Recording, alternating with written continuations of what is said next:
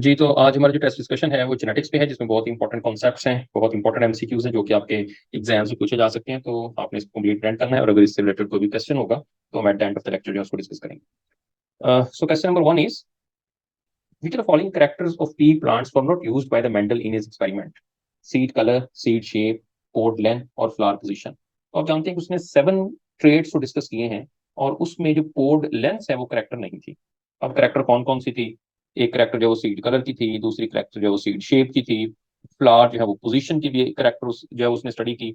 इसके अलावा उसने जो स्टेम जो लेंथ है, यानी जो प्लांट की हाइट है, उसको स्टडी किया। उसके बाद जो है वो पोड की शेप जो है, ये भी एक करेक्टरिस्टिक थी। इसके अलावा पोड कलर जो था, ये भी एक करेक्टरिस्टिक थी।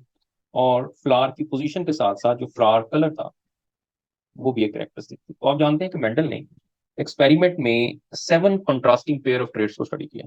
अब आपने यहाँ पर दो चीजें याद रखनी है। आपने याद रखना है कि कौन सी करेक्टर जो है वो डोमिनेंट है, और कौन सी करेक्टर जो है वो रिसेसिव है। दो टर्म्स के बारे में आप जानते हैं। अब डोमिनेंट में जैसे अगर हम स्टेम लेंथ की बात करें तो टॉल डोमिनेंट है, जो ड्वार्फ है वो रिसेसिव है। पोड शेप के अंदर इन्फ्लेटेड डोमिनेंट है, कंस्ट्रिक्टेड रिसेसिव है। सीड शेप के अंदर राउंड डोमिनेंट है, सीड कलर में येलो डोमिनेंट है, लेकिन पोड कलर में ग्रीन डोमिनेंट है और येलो रिसेसिव है। तो इस तरह से हर एक कैरेक्टर में डोमिनेंट फीचर कौन सा है, रिसेसिव फीचर कौन सा है, ये क्वेश्चन जो है वो बड़ा इंपॉर्टेंट है। Question number 2 is, the gene for the 7 characters chosen by the Mendel और located on 4 chromosome, 5 chromosome, 6 chromosome और 7 chromosome। अब उसने जो 7 traits लिए थे, याद रखना है, बड़ा इंपॉर्टेंट कॉन्सेप्ट है कि वो 4 क्रोमोसोम पर थे। अब वैसे तो पी प्लांट के अंदर 7 क्रोमोसोम था, लेकिन इसने जो ट्रेट स्टडी किए थे वो 4 क्रोमोसोम पर थे। अब कौन कौन से क्रोमोसोम पर थे? फॉर एग्जाम्पल मैं यहाँ पे लिख देता हूँ कि उसने जो सीड कलर और फ्लावर कलर को लिया था, दो character, seed colour and flower colour, ये दोनों के दोनों जो ट्रेड थे वो क्रोमोसोम नंबर 1 पे थे। क्रोमोसोम नंबर 1 पे दोनों ट्रेड प्रेजेंट थे। अब इस तरह से वन बाय वन आपको बता रहा हूं। उसके अलावा जो स्टेम लेंथ थी, या जो प्लांट की हम हाइट कह सकते हैं, वो वाला करेक्टर, पोड की शेप, जैसे मैंने आपको साथ के साथ करेक्टर ऊपर बताई है, और पोजीशन ऑफ फ्लावर, और जो फ्लावर की पोजीशन है, ये क्रोमोसोम नंबर 4 पे प्रेजेंट, यानी 3 ट्रेट हैं, वो एक ही क्रोमोसोम पर प्रेजेंट है और वो क्रोमोसोम नंबर 4 है।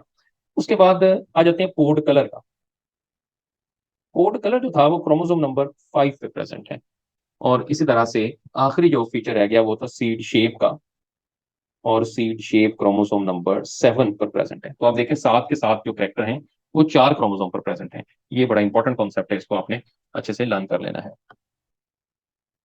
Question number 3 is, the ratio of genotype in the offsprings of monohybrid cross between two heterozygous individual is 1:1, 3:1, 1:2:1 और none of the above। अब उसने पूछा क्या? उसने एक तो पूछा genotypic ratio in the offsprings of monohybrid cross. अब वो क्रॉस किसके दरमियान करवाना है? बिटवीन द टू हेट्रोजाइगस, दो हेट्रोजाइगस के दरमियान करवाना है। तो रेशियो हमारे पास जो जीनोटिपिक आएगी वो 1:2:1 होगी। अब किस तरह से? दो हेट्रोजाइगस में ले लेता हूँ, लाइक एक में लेता हूँ कैपिटल आर स्मॉल आर, और दूसरा लेता हूँ कैपिटल आर स्मॉल आर। और अगर हम ये जो है वो क्रॉस देखें कि मेंडल के अंदर कौन सा क्रॉस बन रहा है, तो आप जानते हैं ये क्रॉस बनता है F1 × F1। अब जब दोनों हेट्रोजाइगस ले लिए हैं, तो हेट्रोजाइगस में अब इनके गैमेट्स बना देते हैं। तो इसमें दो तरह के गैमेट्स बनेंगे, कैपिटल आर वाला गैमेट बनेगा और दूसरा इसमें स्मॉल आर वाला गैमेट बनेगा। और इधर भी ऐसे ही होगा, इधर भी एक कैपिटल आर वाला गैमेट बन रहा है और दूसरा स्मॉल आर वाला गैमेट बन रहा है। अब इनकी रैंडम फर्टिलाइजेशन अगर आप करवाएं, तो रैंडम फर्टिलाइजेशन से मैं इसको इसके साथ क्रॉस, सबको सबके साथ क्रॉस कराएंगे, तो आ जाएगा capital R small R, sorry यहाँ थोड़ा सा इसको करेक्ट कर लें। रैंडम फर्टिलाइजेशन हमने आपस में करवानी है, और वो कैसे होगा? इस आर को इसके साथ क्रॉस करवाएंगे तो ये आ जाएगा कैपिटल आर। फिर इसको इसके साथ क्रॉस कराएंगे, ये आएगा कैपिटल आर स्मॉल आर। फिर इसको इसके साथ क्रॉस कराएंगे, ये आएगा कैपिटल आर स्मॉल आर। फिर इसको इसके साथ क्रॉस कराएंगे, ये आएगा स्मॉल आर स्मॉल आर। अब यहाँ अगर हम इसको देखें तो हमारे पास ये वाला जो शो हुआ है, ये राउंड शो हुआ है, और ये राउंड शो हुआ है। और कौन सा राउंड शो हुआ है? Homozygous round. ये दो भी राउंड ही शो हुए हैं, लेकिन ये राउंड कौन से दोनों शो हुए हैं? Heterozygous round. तो हेट्रोजाइगस राउंड कितने शो हुए? दो। होमोजाइगस राउंड कितना शो हुआ? एक। और ये एक जो है ये शो हुआ है रिंकल्ड, क्योंकि ये रिसेसिव कैरेक्टर में आ गया, और एक रिंकल्ड शो हो गया। तो अब रेशो इसके अंदर दो रेशो बनी। एक तो जैसे मैंने कहा सवाल के अंदर पूछा गया है, लाइक आ जाता है जी जीनोटिपिक रेशो। तो जीनोटिपिक रेशो तो इसके अंदर आ गई 1:2:1। लेकिन एक सवाल आ सकता है कि फिनोटिपिक रेशो, तो अगर फिनोटिपिक रेशो यानी अपीयरेंस में वो किस तरह के लग रहे हैं, तो वो रेशो आएगी 3:1, 3:1, ये इसके अंदर जो है वो रेशो आपको मिलेगी। अब ये दोनों के दोनों जो रेशोज हैं, ये कौन से रिजल्ट्स हैं, तो आप बताएंगे कि ये जो है ये F2 के हमारे पास जो है वो रिजल्ट्स हैं। तो सवाल ऐसे भी आ सकता है कि बताएं F2 में जीनोटिपिक रेशो क्या है, F2 में फिनोटिपिक रेशो क्या है, तो तब भी आप इसमें जीनोटिपिक और फिनोटिपिक रेशो जो है, अब देखिए इनमें जीनोटिपिक और फिनोटिपिक रेशो डिफरेंट है, जिसकी वजह से इसका टेस्ट क्रॉस भी करवाना पड़ता है, और आगे चल के हम इस पर बात करेंगे। Question number 4 is codominance is when one allele is completely dominant over another allele. Two alleles are expressed equally in the phenotype of heterozygote. Two alleles are expressed in the blended phenotype in the heterozygous. No allele is expressed in the phenotype of the heterozygous. अब इसमें देखें codominance में ये होता है कि जो दोनों अलील होते हैं वो एक्सप्रेस कर जाते हैं in the phenotypic ratio of the heterozygous, दोनों के दोनों अलील शो करें।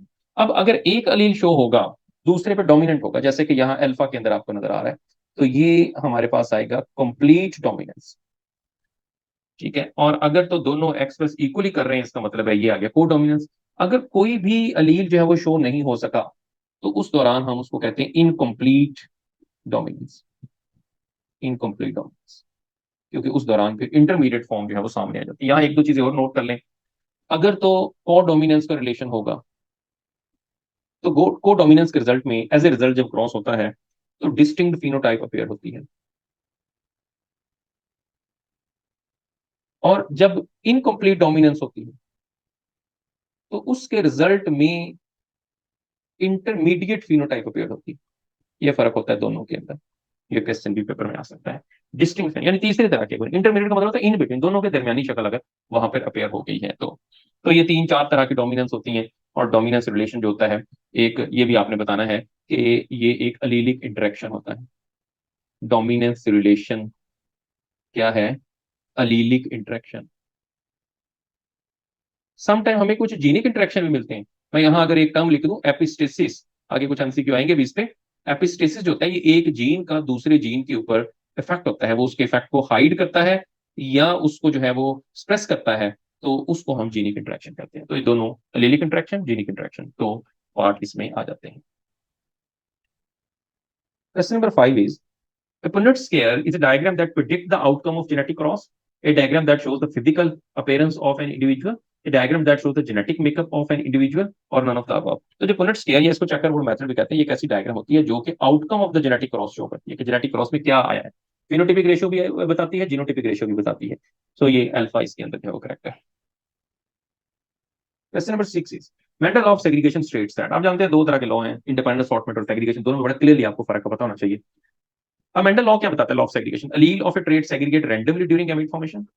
Dominant alleles are always expressed over recessive allele. Traits are inherited in a blended fashion from each other.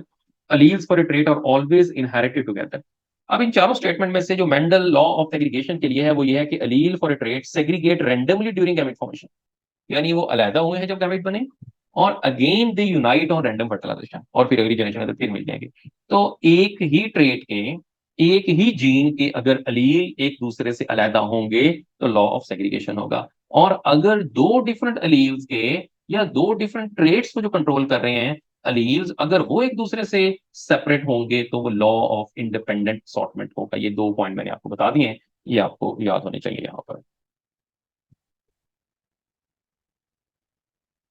Seventh question is the expected phenotypic ratio in the offsprings of dihybrid cross between the two heterozygous individual is 1:1, 3:1, 9:3:3:1, 1:2:1।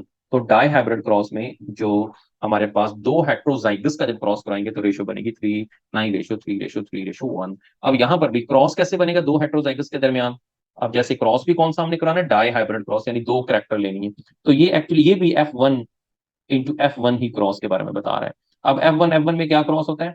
हम जानते हैं कि इसके अंदर round yellow का round yellow के दरमियान ही cross होता है ये। और जीनोटाइप कैसे लिखेंगे इसकी? Capital R small R, capital Y small Y, और इसी तरह से कैपिटल आर स्मॉल आर और कैपिटल वाई स्मॉल वाई, इनके दरमियान हमने क्रॉस करवाया। और जब इनके दरमियान क्रॉस करवाएंगे तो F2 रिजल्ट्स आएंगे। अभी जो ऊपर रिजल्ट्स डिस्कस हो रहे थे वो F2 रिजल्ट है, यानी 9:3:3:1। अब 9 क्या है इसके अंदर, एक बुक में आपके प्रॉपर टेबल दिया हुआ है, उसको आपने देख लेना है। राउंड येलो 9 है, राउंड एंड येलो, ये 9। अब ये 3 क्या है, 3 जो है ये राउंड ग्रीन है, और ये वाला जो 3 है ये रिंकल्ड येलो है, और ये जो है 1 क्या है, ये रिंकल्ड ग्रीन है। अच्छा, यहाँ कुछ सवाल और भी आ सकते हैं, मैं आपको बता दूं ताकि एग्जाम के अंदर आए तो आप उसको प्रॉपर्ली जो है वो सॉल्व कर सकें। लेकिन सवाल इसमें ये भी आ सकता है कि बताएं परसेंटेज ऑफ राउंड येलो कितनी होगी, तो आप कैसे कैलकुलेट करेंगे। आपने करना है 9/16 × 100, ये इसकी परसेंटेज निकलेगी। 9/16 करेंगे तो यानी आपने 16 है ना टोटल प्लांट, तो उसकी परसेंटेज निकालनी। अगर इसी तरह से परसेंटेज ऑफ राउंड और ग्रीन आ जाए तो आप जानते हैं कि ये कैसे निकलेगी, 3/16 करेंगे। अगर रिंकल्ड येलो आ जाए तो भी आप 3/16 करेंगे। अगर रिंकल्ड ग्रीन आ जाए तो 1/16 करेंगे। अच्छा, एक और सवाल भी आ सकता है कि पूछा जा सकता है, बताएं परसेंटेज ऑफ पेरेंटल कॉम्बिनेशन, तो क्या आएगा। तो पेरेंटल कॉम्बिनेशन कौन सा पेरेंटल कॉम्बिनेशन है, राउंड येलो भी पेरेंटल है और रिंकल ग्रीन भी पेरेंटल है, तो तब आप करेंगे 10/16, यानी पेरेंटल है। फिर ये भी आ सकता है कि what will be percentage of recombinants, तो क्या आएगा, रिकॉम्बिनेंट्स की परसेंटेज, यानी जो नया चेंज आई है जिनके अंदर, वो आएगा 6/16, क्योंकि ये दोनों ही रिकॉम्बिनेंट है, राउंड येलो और रिंग राउंड ग्रीन और रिंकल्ड येलो, क्योंकि ये पहले फिनोटाइप नहीं थी, नहीं आई है। तो इस तरह के बहुत से सवाल यहाँ बन सकते हैं। पूरे टेबल को, वो जो चेकर बोर्ड मेथड या काई स्क्वायर मेथड जो है वो बताया गया, उसके अंदर आपने सबकी जीनोटाइप केयरफुली देखनी है, ये होमोजाइगस कितने हैं, हेट्रोजाइगस कितने हैं, रिसेसिव कितने हैं, ये बहुत से सवाल वहां आ सकते हैं। Question number 8 is the law of independent assortment states that, अब आपने आइडेंटिफाई करना है कि लॉ ऑफ इंडिपेंडेंट असॉर्टमेंट कौन सा है। Allele for different genes segregate independently of each other during gamete formation, allele of different genes always segregate together during gamete formation, dominant alleles are always expressed over recessive allele, dominant or more common in a population। अब इसके अंदर जो correct statement है वो ये है कि allele of a, for a different gene segregate independently of each other during the gamete formation, वो सेग्रीगेट कर जाएंगे। लेकिन जो है वो ऑलवेज सेग्रीगेट जो है ये इसमें नहीं आएगा, बल्कि सेग्रीगेशन आ जाएगा, क्योंकि कुछ जीन्स हम आते हैं कि वो हम आगे जाके पढ़ेंगे कि दे और लिंक टुगेदर, तो एक दूसरे से लिंक होते हैं। तो कुछ उसके अंदर जो मॉडिफिकेशन आई है लॉ के अंदर, वो यही है कि सारे गैमेट जो है वो इंडिपेंडेंट असॉर्टमेंट को ओबे नहीं करते। तो कौन से जीन ओबे करते हैं, कौन से जीन ओबे नहीं करते। अगर तो जो जीन है दैट आर टाइटली लिंक्ड, तो इसका मतलब है कि they do not obey law of independent assortment because they are tightly linked. और वो कौन से होते हैं टाइटल लिंक, जो एक ही क्रोमोसोम पर एक दूसरे के बहुत करीब पड़े हुए हैं। तो अब यहां अगर आपसे पूछा जाए कि जो लॉ ऑफ इंडिपेंडेंट असॉर्टमेंट है उसकी लिमिटेशन क्या है, यहां मैं लिख देता हूं, limitation of law of independent assortment, तो आप बताएंगे कि जीन लिंकेज इसकी लिमिटेशन, एक बड़ा इंपॉर्टेंट पॉइंट। लिमिटेशन के साथ वर्ड ड्रॉबैक भी आ सकता है। इसमें क्या कमी है law of independent assortment, gene linkage का प्रॉब्लम, जो कि अब पता चला है, जब जीन्स का पता चला, क्योंकि मेंडल तो जीन के बारे में नहीं जानता था, उसने तो सिंपली फिनोटिपिकली क्रॉस करवा के अपना रिजल्ट दे दिया, लॉ बना लिया। लेकिन उसके बाद इसमें ये वाला पॉइंट जो है वो एक आप कह सकते हैं कि लिमिटेशन है, एक रॉन्ग पॉइंट है जो कि वो एक्सप्लेन नहीं कर सका। Question number 9, genotype of dominant individual can be determined by the pedigree analysis, back cross, test cross और डायहाइब्रिड क्रॉस। तो जब हम जीनोटाइप देखना चाहते हैं डोमिनेंट प्लांट की, तो हम उसके लिए टेस्ट क्रॉस करवाते हैं, ये बड़ा इंपॉर्टेंट है। टेस्ट क्रॉस जो है अब किसके दरमियान होता है, और अगले ही सवाल के अंदर उसको भी हम देख लें, फिर उसके बाद हम दोनों सवाल को इकट्ठा जब डिस्कस करते हैं। अगला क्वेश्चन है, क्योंकि टेस्ट क्रॉस से रिलेटेड क्वेश्चन आ जाते हैं, इसलिए जरा ज्यादा सवाल रखें ताकि आपको प्रॉपर इसका कॉन्सेप्ट क्लियर हो जाए। टेस्ट क्रॉस से cross between two heterozygous individual, a cross between two homozygous individual, a cross between a homozygous recessive individual and a individual of unknown genotype, a cross between two individual with the same genotype। तो सबसे जो correct statement test cross के लिए है वो हमारे पास Charlie में है, a cross between a homozygous recessive individual and individual of a unknown genotype। तो इसका मतलब ये हुआ कि क्या वो क्रॉस किस तरह का बनेगा। अगर फॉर एग्जांपल आपसे क्रॉस के बारे में पूछ लिया जाए, तो क्रॉस करेक्ट क्या है, क्या ये वाला क्रॉस करेक्ट है, या ये वाला क्रॉस हो सकता है, या ये वाला क्रॉस हो सकता है, या ये वाला क्रॉस हो सकता है। अभी एक तो ये मैं आपको यहाँ पे पहले बता दूं, तो जब भी टेस्ट क्रॉस करवाना है उसके अंदर जो क्रॉस होगा वो हमारे पास होगा ये वाला, इसमें ये करेक्ट। यानी कि एक तरफ तो होमोजाइगस होना चाहिए, रिसेसिव, होमोजाइगस रिसेसिव, और ये होमोजाइगस रिसेसिव जो है ये है नॉन जीनोटाइप। इसका तो हमें जीनोटाइप का पता है, क्योंकि जो होमोजाइगस होता है अगर वो शो हो रहा है रिसेसिव तो ऑब्वियस है कि वो होमोजाइगस में शो होगा। लेकिन दूसरा जो है, दूसरा हमारे पास क्लियर नहीं होगा, वो अननोन होगा। वो होमो भी हो सकता है या वो हेट्रो भी हो सकता है। यानी अगर मैं इस क्रॉस को ऐसे कर दूं, अगर ये ऑप्शन होती उसके अंदर, तो फिर ये भी टेस्ट क्रॉस के अंदर ही आती। ठीक है, अब इस तरह से क्रॉस कराया जाता है तो उसको हम टेस्ट क्रॉस कहते हैं। मसलन अब कैसे, अब मैं यहाँ पर आपको थोड़ा सा इसको मजीद एक्सप्लेन कर दूं कि ये क्रॉस किसके दरमियान होता है। ये क्रॉस F1 और P1 के दरमियान आता है, तो ये भी एक सवाल आ सकता है F1 और P1 में। अब उसमें जो F1 होता है, क्योंकि F1 के अंदर हमें जीनोटाइप का नहीं पता होता, अननोन जीनोटाइप है, लेकिन जो P1 होता है उसके अंदर हमें वो नॉन जीनोटाइप मिलती है, जीनोटाइप। ओके, और जो टेस्ट क्रॉस होता है उसके लिए हम एक वर्ड ये भी यूज करते हैं कि वो एक बैक क्रॉस है। लेकिन याद रखना है कि सारे के सारे बैक क्रॉस टेस्ट क्रॉस नहीं होते, लेकिन सारे टेस्ट क्रॉस बैक क्रॉस होते हैं। क्योंकि बैक क्रॉस में ये होता है कि P1 में दोनों पेरेंट्स के साथ जो है वो क्रॉस कराया जा सकता है, लेकिन टेस्ट क्रॉस में जरूरी है कि P1 के अंदर जो पेरेंट हो वो रिसेसिव हो और वो होमोजाइगस की फॉर्म में शो हो रहा हो। और मसलन किस तरह से, मैं दो ट्रेट बना देता हूँ। देखें, एक है like capital R into small R, एक है capital R into small R. अब दोनों तरफ हमें जिसकी जीनोटाइप का पता है वो ये है, नॉन जीनोटाइप है। लेकिन जो दूसरा राउंड है उसकी जीनोटाइप होमोजाइगस भी हो सकती है, हेटेरोजाइगस भी हो सकती है। अब हमें नहीं पता, अब हम इसका क्रॉस कराएंगे। जब इसका हम क्रॉस बनाएंगे तो इधर से सारे गैमेट कैपिटल आर वाले बने, इधर सारे गैमेट स्मॉल आर वाले बने, तो जब यहाँ हम आगे क्रॉस कराएंगे तो यहाँ 100% राउंड आएंगे। अब अगर मैं इसका क्रॉस कराता हूँ, इसके अंदर क्या है, इसमें एक कैपिटल आर वाला गैमेट बना, एक स्मॉल आर वाला, और यहाँ के सारे क्या बने, स्मॉल आर वाले। अब यहाँ आप रैंडम फर्टिलाइजेशन करवा लें, कैपिटल आर स्मॉल आर, फिर इसको इसके साथ कराएंगे स्मॉल आर। ये तो है राउंड और ये है रिंकल्ड, तो इसका मतलब है कि यहाँ 50% राउंड आए, 50% रिंकल्ड है। अब हमें ये रिजल्ट्स देख के पता चल जाएगा, चाहे हमें जीनोटाइप को स्टडी ना भी किया हो, कि जो हमने टेस्ट किया है प्लांट ये वाला और ये वाला, इसकी जीनोटाइप क्या है। अगर तो अगली जनरेशन में सारे के सारे राउंड आ जाए, 100% राउंड आ जाए, तो हमने जो प्लांट की जीनोटाइप टेस्ट की है इसका मतलब है कि वो होमोजाइगस है, हमें पता चल जाएगा। अगर 50% रिजल्ट आए, 1:1 रेशियो आए, तो हमने जो जीनोटाइप टेस्ट की है इसका मतलब है कि वो हेट्रोजाइगस है। तो इन रिजल्ट्स की बेस पे हम बता सकते हैं, चाहे उसकी जीनोटाइप हमने किसी तरह से भी टेस्ट नहीं की, हम जस्ट उस क्रॉस के रिजल्ट की बेस पे बता देंगे कि ये होमोजाइगस है, ये हेट्रोजाइगस है। तो ये इसके अंदर एक बड़ा इंपॉर्टेंट पॉइंट है। Question number 11, the expected phenotypic ratio of offspring in a test cross between a homozygous recessive individual and individual of unknown genotype, 1:0, 1:1, 3:1, both A and B। अब देखें क्या एक्सपेक्टेशन हो सकती है, दोनों ही एक्सपेक्टेशन हो सकती है। कैसे, यहां देखें जो भी हमने यहां बनाया, ये है 1:0, यानी सारे राउंड आए, कोई रिंकल नहीं आया। ये है 1:1, यानी 50% रेशो। तो इसका मतलब है कि ये वाली भी आ सकती है, ये वाली भी आ सकती है, दोनों ही एक्सपेक्ट की जा सकती है। डिपेंड्स के जो टेस्ट हो रहा है, प्लांट जीनोटाइप जिसकी टेस्ट हो रही है वो होमो है या हेट्रो है, तो दोनों तरह की रेशोज आ सकती हैं। Question number 12. The law of independent assortment is an example of genetic linkage, genetic recombination, gene expression और genetic mutation।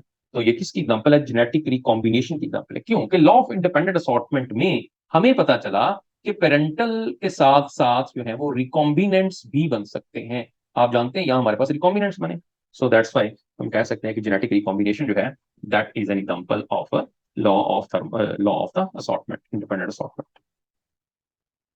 Question number 13. If two genes are located on the same chromosome, they will always be inherited together. They will always be inherited separately. They may be inherited together or separately depending upon how close they are to each other. They never sort. अब देखें, जो एक ही chromosome पर जो jeans होते हैं वो inherited हो भी सकते हैं और अलहदा भी हो सकते हैं। इट डिपेंड्स कि वो किस तरह से एक दूसरे के कितने करीब है। मसलन मैं यहाँ एक जो है वो क्रोमोसोम बना रहा हूँ लाइक दिस, ये है, मैं इस पे जीन बना लेता हूँ। मैं कहता हूँ कि एक जीन ए है, दूसरा जीन जो है वो बी है, और तीसरा जीन जो है वो सी है। अब 3 जीन में बना रहे हैं। अब देखिए जो जीन ए और बी है एक दूसरे के बहुत करीब हैं, they are very close to each other, so they never assort independently, ये असॉर्ट नहीं करेंगे क्योंकि ये एक दूसरे के करीब है, एक ही होमोलोगस क्रोमोसोम पर एक ही क्रोमोसोम प्रेजेंट है। लेकिन बी और सी को देखें, है तो ये भी एक क्रोमोसोम पर, लेकिन ये एक दूसरे से दूर है, तो ये क्रॉसिंग ओवर के रिजल्ट में किसी और क्रोमोसोम पर जा सकते हैं, सो दे कैन असॉर्ट इंडिपेंडेंटली, ये इंडिपेंडेंट असॉर्टमेंट कर सकते हैं। सो इट मीन्स कि ये वाले जो हैं वो इंडिपेंडेंट असॉर्टमेंट को लॉ को ओबे कर सकते हैं, लेकिन ये लॉ को ओबे कभी नहीं करेंगे। सो इस वजह से दोनों केस हो सकते हैं, बट एक्चुअली उनकी पोजीशन लोकेशन को देखना पड़ेगा कि वो लोकेशन कहां पर है। Question number 14 is hemolytic disease of newborn, जिसका नाम है erythroblastosis fetalis, can occur when a mother is Rh negative and her fetus is Rh positive.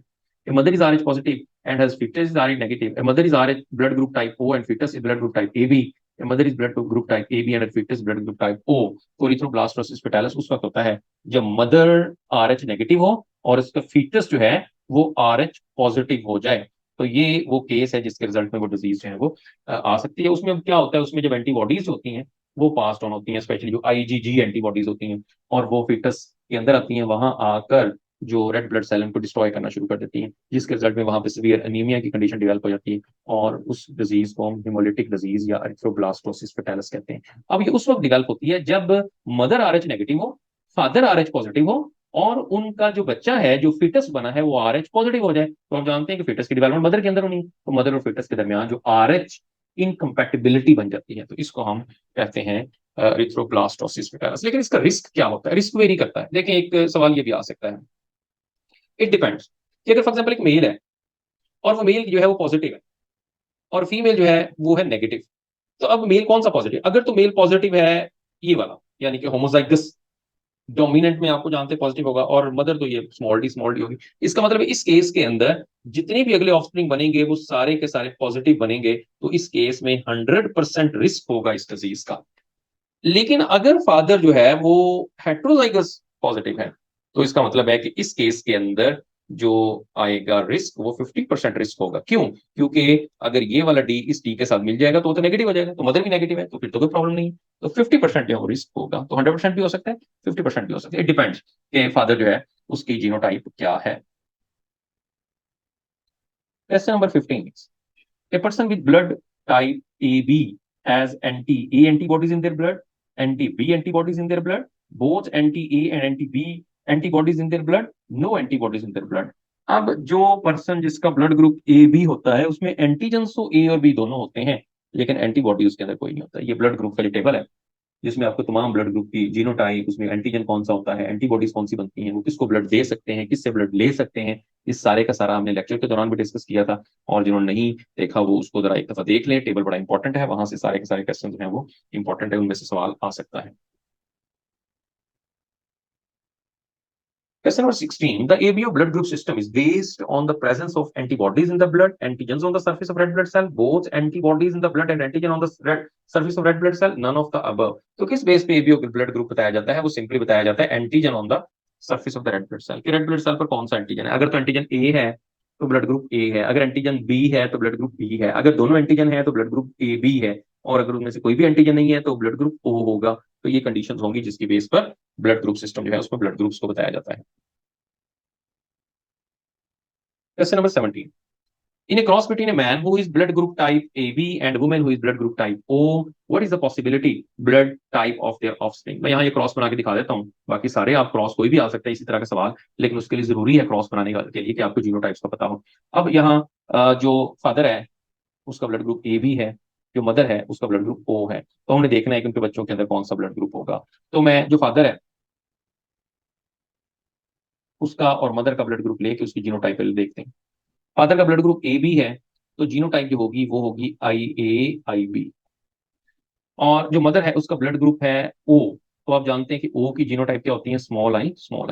अब आपने इनके गैमेट्स बना लेने हैं। जब गैमेट्स बनेंगे तो यहां पर दोनों तरह के गैमेट्स बनेंगे, IA वाले गैमेट भी बने और IB वाले गैमेट भी बने, और इधर जो गैमेट बने जिनके साथ क्रॉस करवाना है वो सारे के सारे स्मॉल आई वाले बनेंगे, चाहे एक ही लिख लें कोई फर्क नहीं पड़ता, दो भी लिखे जा सकते हैं, लेकिन बनेंगे एक ही तरह के। अब रैंडम फर्टिलाइजेशन करवाएं, वही मेंडल के लॉज को यूज करते हुए इसको इसके साथ जब फर्टिलाइजेशन करवाएंगे तो ये बन जाएगा IA स्मॉल आई जब इसको इसके साथ फर्टिलाइजेशन करवाएंगे तो बन जाएगा IB। अब ये कौन सा ब्लड ग्रुप बना? अगर आपको जीनोटाइप को पता है तो आप जानते हैं कि ये ब्लड ग्रुप ए बन जाएगा और ये ब्लड ग्रुप बी बन जाएगा। ये दोनों ए और बी की ब्लड ग्रुप टाइप, ए और बी की जीनोटाइप एक तो ये है, उसके अलावा भी ए और बी की जीनोटाइप हो सकती हैं। वो है IA ये भी ए हो सकता है, और IB ये भी जीनोटाइप ए की हो सकती है, क्योंकि ए और बी ब्लड ग्रुप टाइप ऐसे हैं जो होमोजाइगस में भी शो होते हैं, हेटेरोजाइगस में भी शो होते हैं। और ए बी ब्लड ग्रुप ऐसा है, ये जो इनका था, ये सिर्फ हेटेरोजाइगस में शो होगा। ऐसे MCQ आ सकता है कि कौन सा ब्लड ग्रुप सिर्फ हेटेरोजाइगस में शो होगा, ए बी, और कौन सा ब्लड ग्रुप है जो सिर्फ होमोजाइगस में शो होगा, वो सिर्फ होमोजाइगस में शो होगा। तो इस वजह से इसका जो करेक्ट आंसर बना वो बना AB, A and B only. AB only लिख देंगे तो इससे पता चलेगा शायद उनका ब्लड ग्रुप ए बी है, ए बी नहीं है, A एंड B ओनली। ये ब्लड ग्रुप जो है वो इसमें आएगा, तो ये इसका करेक्ट आंसर है। 18 नंबर क्वेश्चन पे आ जाए, which blood type can a person with blood type B receive in the transfusion? अब कौन सा जो है वो ब्लड ग्रुप बी को रिसीव कर सकता है, ये उसने पूछा है। Blood type A and B, blood type B and AB, blood type A only, blood type O only. तो रिसीव बी को बी भी कर सकता है और AB भी कर सकता है, क्योंकि AB के अंदर भी एंटीजन बी होती है, बी के अंदर भी एंटीजन होती है। तो इस वजह से कौन सा ब्लड ग्रुप किसको दिया जा सकता है, कौन सा ब्लड ग्रुप किससे लिया जा सकता है, ये क्वेश्चन भी आपसे एग्जाम में आ सकता है। Question number 19. In a fruit fly, the white eye gene is located on X chromosome. A female with white eye is crossed with a male with a red eye. What will be the expected phenotypic ratio of their offspring? तो उसके लिए हमें, अच्छा जी, हम इसका एक cross बना लेते हैं और क्रॉस बना के हम देखते हैं कि इसका रिजल्ट क्या आएगा। अब क्रॉस किसके दरमियान बनेगा? If female is white eyed and cross with the male which is a red eyed. अब जो व्हाइट आइड जीन है that is located on the X chromosome, और आप जानते हैं कि फीमेल अगर व्हाइट आइड है तो उसकी अपेयरेंस जो है वो इस तरह से होगी। अब देखें, एक सबसे पहले मैं फीमेल को जब लिखूंगा तो ये आ जाएगा XX, और जब मेल को लिखूंगा तो ये आएगा X और Y। अब XX में जब मैं फीमेल को व्हाइट आइड लिखूंगा तो उसमें मुझे स्मॉल w लिखना है, और मेल को जब रेड आइड लिखना है तो X के ऊपर कैपिटल W मैंने लिखना है, क्योंकि कैपिटल W डोमिनेंट कैरेक्टर को शो करता है जो कि रेड आइड है। अब जब इनके दोनों क्रॉस करवाएंगे तो यहाँ पर जो गैमीट बनेंगे वो कैसे बनेंगे? X स्मॉल w वाले क्रॉस कराएंगे X कैपिटल W वाले के साथ, और Y के साथ। Y पे नहीं लिखेंगे क्योंकि ये जो है वो एक X लिंक्ड करेक्टर है। तो जब क्रॉस कराएंगे रैंडम फर्टिलाइजेशन रिजल्ट में इसको इसके साथ तो आ जाएगा X capital W, X small w, और दूसरा जब क्रॉस कराएंगे इसको इसके साथ ही आ जाएगा X स्मॉल w और Y। तो ये जो आ जाएगी ये फीमेल तो आ गई है, लेकिन ये आई है रेड आई, क्योंकि इसमें कैपिटल W आ गया है। और ये जो मेल आया है वो मेल आया है व्हाइट आई, क्योंकि इसमें स्मॉल w आ गया है। तो अब इसका आंसर क्या होगा? ऑप्शन 1 है all white eyed female, all red eyed female, half white eyed female, half red eyed male. ये करेक्ट है Charlie, half white eyed female, half red eyed male. तो आपको इस तरह से क्रॉस बना के पता चलेगा इसका आंसर क्या है। बड़ा शॉर्ट सा क्रॉस होता है, उसके बगैर अगर आप गेस करेंगे तो गलती हो सकती है। उसके बाद क्वेश्चन नंबर 20 है, a female carrier of a sex linked recessive disorder mate with a male who does not have the disorder, what will be the probability of their son will have the disorder? तो इसके लिए भी cross बनाना पड़ेगा। अब female है, वो female क्या है? वो फीमेल कैरियर है और the x linked recessive disorder, और मेल जो है उसके अंदर कोई डिसऑर्डर नहीं है, तो वो कह रहा है कि उसके सन के अंदर क्या प्रोबेबिलिटी होगी। तो आप कैसे बनाएंगे? अगेन मैं यहाँ पे बना देता हूँ, X फीमेल के लिए लिखेंगे और क्रॉस बनाएंगे XY मेल के लिए लिखेंगे। अब फीमेल कैरियर है, अब मैं इसको लिख लेता हूँ like capital X small h, तो ये कैरियर कंसीडर होगी। हीमोफीलिया को ले लेते हैं, कलर ब्लाइंडनेस को ले लें, कोई भी आ जाए। Male does not have the disorder, तो यहाँ हम लिख देंगे कैपिटल H, क्योंकि ये डिजीज एक रिसेसिव डिजीज है। अब जब क्रॉस कराएंगे तो इसके अंदर दो तरह के गैमेट बनेंगे, कैपिटल H वाले भी और स्मॉल h वाले भी, और इधर जो है ये कैपिटल H वाला और Y वाला बनेगा, दो बनेंगे। अब जब आप इनको आपस में क्रॉस करवाएंगे, कैसे क्रॉस कराएंगे? इसको इसके साथ क्रॉस करा ले पहले, ये बन जाएगा XX female capital H normal है, फिर इसको इसके साथ करवा लें X कैपिटल H, Y सन है नॉर्मल है, फिर इसको इसके साथ करवा लें X capital H, X small h female है, ये कैरियर है, फिर इसको इसके साथ करवा लें X स्मॉल h, Y, ये वो सन है जो कि अफेक्टेड है। अब आप देखेंगे सन कितने हैं, टोटल दो सन है, दो डॉटर है, तो एक अफेक्टेड है और एक नॉर्मल है। तो सन्स की रेशो क्या आई? तो सन की रेशो हमारे पास 50% आई। 50% जो है वो नॉर्मल होंगे और 50% जो है इसके अंदर कैरियर होंगे। तो ये वाला जो क्रॉस है, इस तरह से आपने क्रॉस बना के फिर उसको जो है वो लिखना है।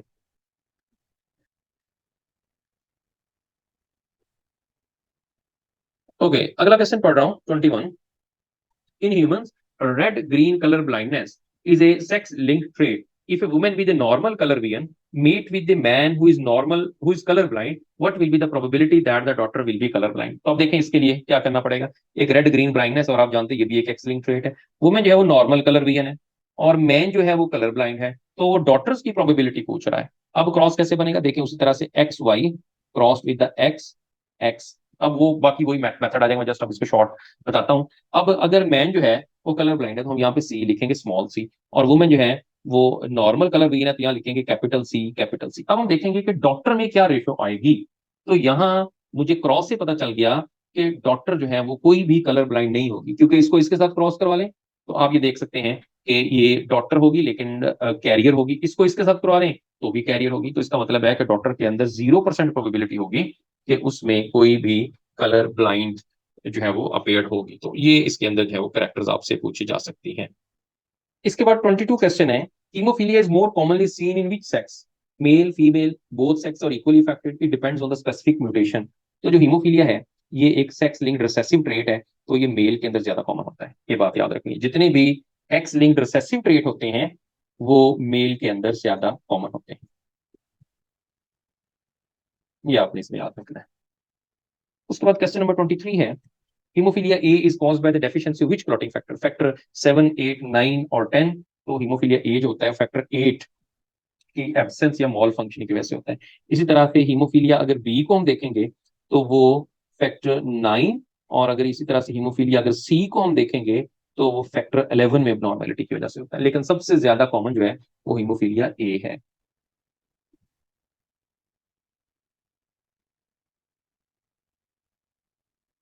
उसके बाद क्वेश्चन नंबर 24 है, a woman with a normal colour vision mate with a man who is colour blind, what will be the probability that their son will be colour blind. अब ये फिर अगेन वही क्रॉस है, normal colour vision है, women normal colour vision है, और जो man है वो कलर ब्लाइंड है, और उसके सन के अंदर क्या प्रोबेबिलिटी है। अब देखें यहाँ एक बड़ा सिंपल सा केस हम यहाँ से भी देख सकते हैं कि क्योंकि ये भी एक्स लिंक्ड रिसेसिव ट्रेट है, तो एक्स लिंक जो रिसेसिव ट्रेट होते हैं उनका जो पैटर्न होता है ट्रांसफर होने का उसको हम कहते हैं जिग जैग।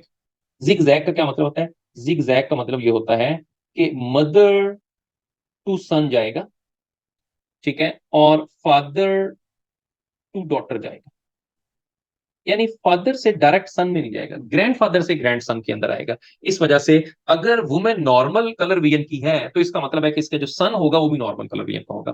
मैन अगर कलर ब्लाइंड है तो यहां से ये डॉटर के अंदर तो जा सकता है लेकिन सन के अंदर नहीं जा सकता। तो यहां अब क्रॉस बनाए बगैर ही मैं इसको बता सकता हूं कि ये 0% रेशो होगी।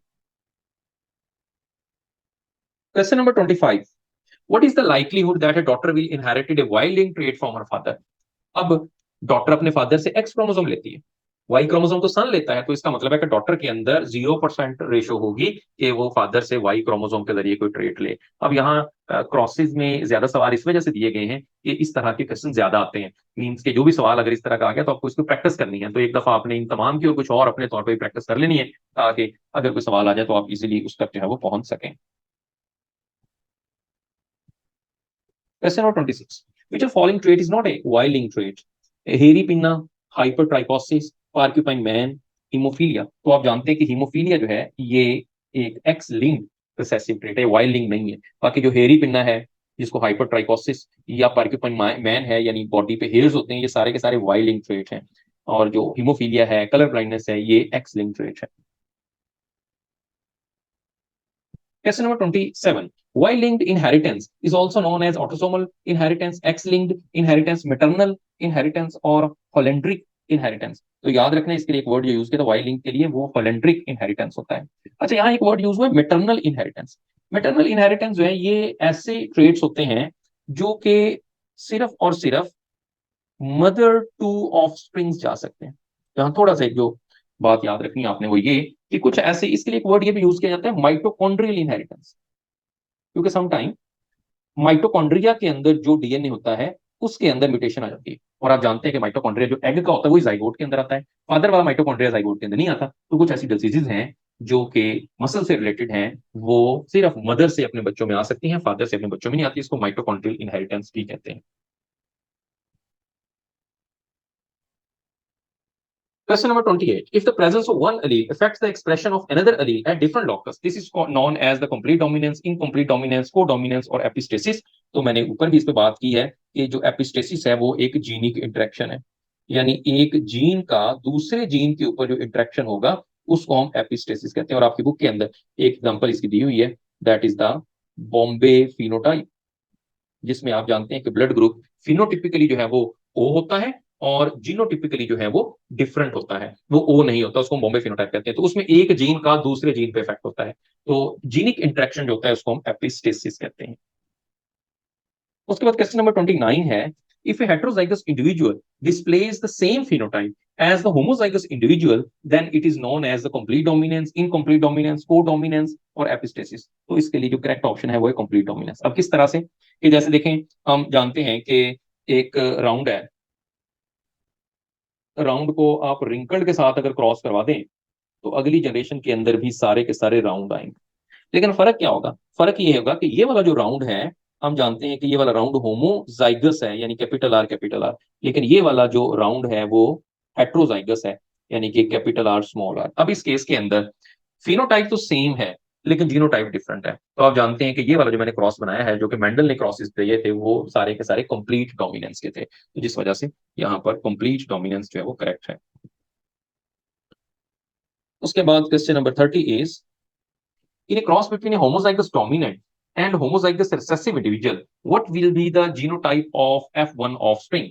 All homozygous dominant, all heterozygous, all homozygous recessive, और 1-1 homozygous dominant to heterozygous ratio। अब यही वो मैंने क्रॉस जो है वो बनाया है, homozygous dominant और homozygous recessive के दरमियान क्रॉस। ये homozygous dominant है और इंकल जो है वो homozygous recessive है, क्योंकि इसके अंदर आप जानते हैं स्मॉल आर, और ये अगली जनरेशन है जिसके अंदर ये क्रॉस बना है। तो ये सारे के सारे जो है वो हेट्रोजाइगस होंगे, 100% राउंड आएंगे और वो सारे हेट्रोजाइगस होंगे। तो इस तरह के सवाल भी पेपर के अंदर आ सकते हैं।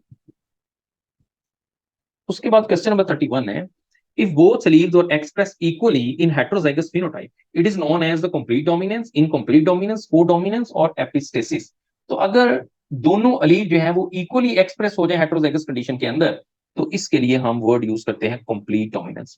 जैसा कि हमारे पास जो इसकी एग्जांपल है वो है एबीओ ब्लड ग्रुप सिस्टम, ये एक को डोमिनेंस जो है उसकी एग्जांपल है। तो ये भी आपने याद रखना। बाकी मैंने ऊपर आपको एक्सप्लेन किया है कंप्लीट इनकम्प्लीट जो है इसमें क्या फर्क होता है। इसके बाद question number 32, if all the offspring resulting from a test cross displays the dominant phenotype, what is the genotype of the individual being tested? Homozygous dominant, heterozygous dominant, homozygous recessive cannot be determined from the result। ऊपर मैंने बड़ी detail में एक cross, दोनों cross बना के आपको दिखाए थे कि अगर टेस्ट क्रॉस आप कर रहे हैं और डोमिनेंट फिनोटाइप जो अपीयर हो रही है, इसका मतलब है जो हमने टेस्ट किया है वो होमोजाइगस डोमिनेंट है। और अगर डोमिनेंट और रिसेसिव दोनों 50-50% रेशियो से अपीयर हो जाए तो इसका मतलब है कि हेटरोजाइगस डोमिनेंट होगा। तो यहाँ अल्फा जो है वो करेक्ट है।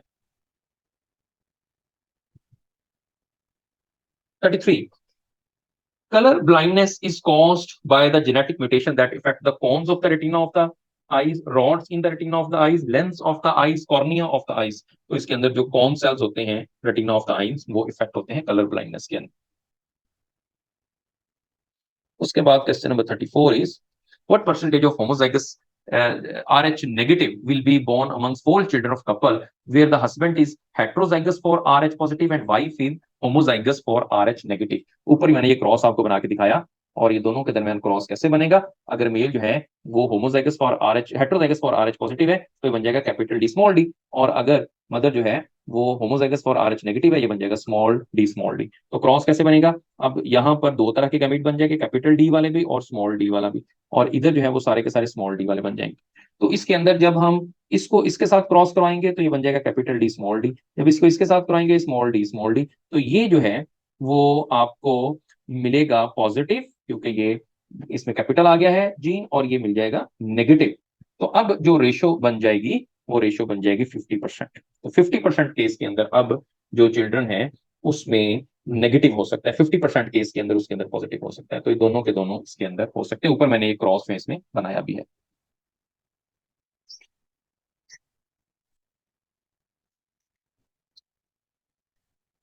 ओके,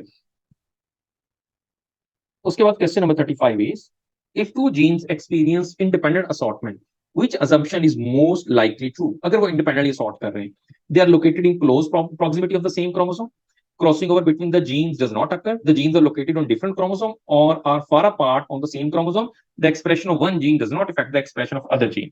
तो मैंने आपको ऊपर एक क्रॉस बना के दिखाया था, उसमें मैंने बताया था कि वो क्रोमोसोम इंडिपेंडेंट असॉर्टमेंट कर सकते हैं जो या तो डिफरेंट क्रोमोसोम पर होंगे, या अगर वो एक क्रोमोसोम पर हैं तो वो एक दूसरे से दूर होंगे। अगर वो एक दूसरे से दूर होंगे तो इसका मतलब है कि वो इंडिपेंडेंटली सॉर्ट कर सकते हैं। तो कौन से क्रोमोसोम या कौन से जीन्स इंडिपेंडेंटली सॉर्ट नहीं कर सकते? जो एक दूसरे के बहुत करीब पड़े हुए हैं, क्योंकि उनके दरमियान टाइट लिंकेज होगा। 36 है the jeans which do not follow the law of independent assortment. कौन से नहीं फॉलो करते? बड़ी डिटेल में अब इस पे बात हो चुकी है कि लिंक जीन्स हैं वो फॉलो नहीं करेंगे, क्योंकि उनके दरमियान एक टाइट लिंकेज जो है वो होगा। 37 all the following are continuously varying trait except kernel color in wheat, skin color in human, height in human, tongue rolling in the human। तो ये जो टंग रोलिंग वाला है ये एक डिसकॉन्टिन्यूसली वेरिंग ट्रेट, डिसकॉन्टिन्यूस, या इसको हम क्वालिटेटिव ट्रेट भी कहते हैं, ये भी याद रखना है। ये कॉन्टिन्यूसली वेरिंग ट्रेट है और इसके अंदर हम इसको क्वांटिटेटिव ट्रेट भी कहते हैं, ये वर्ड भी याद रखना है, क्वांटिटेटिव ट्रेट। अब क्वांटिटेटिव ट्रेट में क्या होता है? इसमें बहुत सारी फिनोटाइप होती है, मेनी इंटरमीडिएट फिनोटाइप्स, और इसमें थोड़ा थोड़ा फर्क होता है सबके अंदर। लेकिन जो क्वालिटेटिव डिसकॉन्टिन्यूस होता है इसमें कोई इंटरमीडिएट फिनोटाइप नहीं होती, इसमें सारी की सारी एक्सट्रीम्स होती हैं। अब मसलन जैसे देखें ह्यूमन हाइट है, अब हाइट जो है उसमें देखिए कितनी फिनोटाइप। अगर मैं हाइट को 5 फीट से लूं और उसको 7 फीट तक लेके जाऊं तो इसके दरमियान एक पूरी रेंज होगी 5.1, 5.2, 5.3। तो इसका मतलब है कि वो बहुत ज्यादा फिनोट उसके अंदर रेंज फिनोटाइप आ जाएंगी। लेकिन जो डिसकॉन्टिन्यूस ट्रेट होते हैं उसके अंदर कोई इंटरमीडिएट फिनोटाइप नहीं होती। Question number 38 is if gene frequency between the genes A and C is 2%, B and C is 13%, B and D is 4%, A and B is 15%, C and D 17 and A and D 19%, the sequence of gene on a chromosome। अब देखिए इस तरह का सवाल आ जाएगा तो लगेगा बड़ा मुश्किल है, कैसे करना है ये। और ये सवाल आ भी सकता है, आपने इसको सीख लेना है। अभी मैं आपको बता देता हूं कि इसमें देखें आपने ये देखना है कि जिनके दरमियान जो फ्रीक्वेंसी होगी वो कम होगी, इसका मतलब है कि वो एक दूसरे के ज्यादा करीब होंगे, क्योंकि ये रिकॉम्बिनेंट फ्रीक्वेंसी की बात कर रहा है। तो जिनके दरमियान कम होगी वो एक दूसरे के ज्यादा करीब होंगे। अब इसमें जो करेक्ट सीक्वेंस है वो कौन सा है, वो मैं यहाँ पहले ऑप्शन बता देता हूँ, डेल्टा करेक्ट है। अब कैसे देखिए, ए और सी जो है इसके दरमियान 2% है, इसका मतलब है ए और सी को एक दूसरे के करीब रखा। ऊपर देखिए कहीं पर भी ए और सी एक दूसरे के करीब नहीं है, क्योंकि इनमें फ्रीक्वेंसी कम है, रिकॉम्बिनेंट फ्रीक्वेंसी, जिसकी वजह से एक दूसरे के बहुत करीब है। अब दूसरा देखें, बी और डी को एक दूसरे के करीब रखा हुआ है, क्योंकि उसमें भी 4% रिकॉम्बिनेंट फ्रीक्वेंसी। अब ए और डी को देखें, ए और डी के दरमियान रिकॉम्बिनेंट फ्रीक्वेंसी सबसे ज्यादा है, इस वजह से सबसे दूर पड़े हुए हैं। ठीक है, तो इस तरह से हमें इसको अरेंज करना होता है कि किसकी रिकॉम्बिनेंट फ्रीक्वेंसी कितनी है। अगर हम ए और डी को इकट्ठा रख देंगे, इसका मतलब रिकॉम्बिनेंट फ्रीक्वेंसी ज्यादा है, इकट्ठे नहीं हो सकते, तो एक दूसरे से दूर पड़ेंगे। तो इस तरह से हम इस सवाल को सॉल्व कर सकते हैं। Question number 39 is which of the following is not a valid reason to choose the Drosophila for the genetic study? Easy to culture, sexual dimorphism, 85 distinct contrasting trait, female or larger than the male। तो इसके अंदर जो delta है ये इसके अंदर choose करने के लिए जरूरी नहीं है, लेकिन ऊपर वाली तीनों फीचर किसी भी ऑर्गेनिज्म को जब हम चूज करते हैं कि वो क्या उसको जेनेटिक रिसर्च में यूज किया जा सकता है नहीं, उनको कलेक्ट करना आसान हो, सेक्सुअल डायमॉर्फिज्म मतलब मेल और फीमेल क्लियर कट अलग अलग हो, और डिस्टिंक्ट ट्रेट हो। अब मेल लार्जर है फीमेल लार्जर है, लेकिन ये डायरेक्ट फीचर नहीं है, लेकिन सेक्सुअल डायमॉर्फिज्म में कुछ और फीचर्स भी होती हैं जो मेल और फीमेल को डिस्टिंग्विश करती हैं। Question number 40 RH antigen were first discovered by Karl Landsteiner, Bernstein, Johansson और मेंडल। तो इसमें आपने बताना है कि कार्ल लैंडस्टेनर ने ब्लड ग्रुप एबीओ को भी बताया और RH जो ब्लड ग्रुप था उसके बारे में भी इसी ने बताया है। ये सवाल आ सकता है। बर्नस्टीन जो है इसने जो genetic of ABO blood group system, ABO blood group system की जेनेटिक्स के बारे में बताया कि उसमें जीनोटाइपिक मेकअप किस तरह का है। जोहानसन ने पहली दफा टर्म जीन को यूज किया, ये भी सवाल आ सकता है कि जीन सबसे पहले किसने यूज किया, जोहानसन ने। उसके बाद क्वेश्चन नंबर 41 है sort out the genotype of blood group O negative. अब जीनोटाइप वाला टेबल मैंने कहा था अच्छे से याद कर लें आप, ओ नेगेटिव, और ये कौन सा होगा, ये वाला ओ नेगेटिव होगा। इसको हम कहते हैं कि ये ब्लड ग्रुप जो है ये homozygous double recessive. Homozygous double recessive का मतलब क्या होता है कि इसमें दोनों ही जो है वो आप जानते हैं कि स्मॉलर या उसको रिसेसिव की फॉर्म में शो होते हैं। तो ये एक यूनिवर्सल रिसिपिएंट होगा जो कि ओ नेगेटिव है। इसके बाद क्वेश्चन नंबर 42 है X linked follows dash while Y linked trait और transmitted in dash. Straight path zigzag path criss cross path zigzag path straight path zigzag path. X link जो होता है वो जिगजैग होता है और वाई लिंक स्ट्रेट होता है। यानी एक्स लिंक जो होता है फादर से डायरेक्ट सन में नहीं जाता, फादर से डॉटर में, डॉटर से सन में जाएगा, लेकिन जो वाई लिंक होता है वो डायरेक्ट फादर से सन में जा सकता है।